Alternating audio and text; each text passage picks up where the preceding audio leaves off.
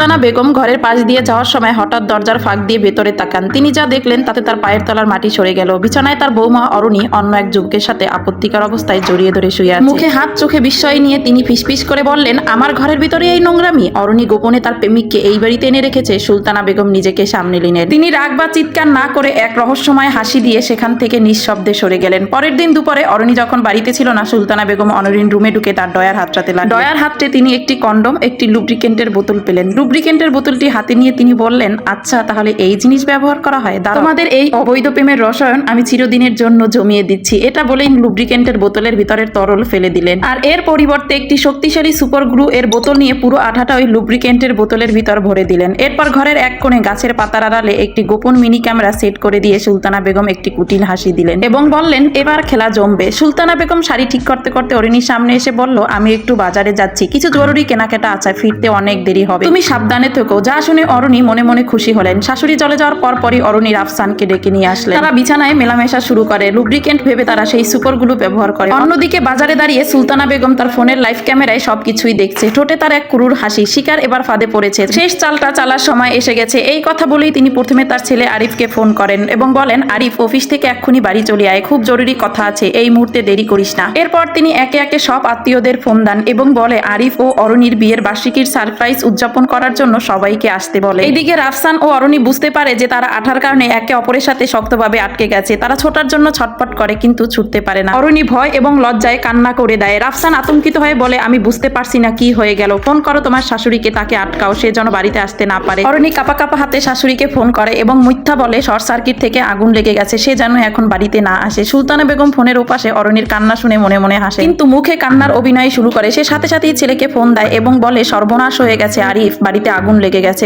অরুণী আটকে গেছে বাড়ির ভিতরে, বের হতে পারছে না। মায়ের মুখে এই কথা শুনে আরিফ প্রচন্ড আতঙ্কিত এবং ক্ষিপ্ত হয়ে ওঠে এবং বলে, তুমি কেন অরুণীকে একা রেখে বাহিরে গেলে? আমার অরুণীর যদি কিছু হয়ে যায় আমি নিজেকে ক্ষমা করব না। আরিফ ফোন কেটে দিয়ে পাগলের মতো তার গাড়ির দিকে দৌড়ায় এবং দ্রুত গতিতে বাড়ির উদ্দেশ্যে রওনা হয়। আরিফ যখন তার আত্মীয় স্বজনদের নিয়ে ঘরে পৌঁছালো তখন সে কি দেখলো? অরুণী আর রাফসানের পরকীয়ার এই ভয়ঙ্কর পরিণতি দেখতে এবং গল্পের পরবর্তী অংশ জানতে ভিডিওটি লাইক করে পাশে থাকবেন।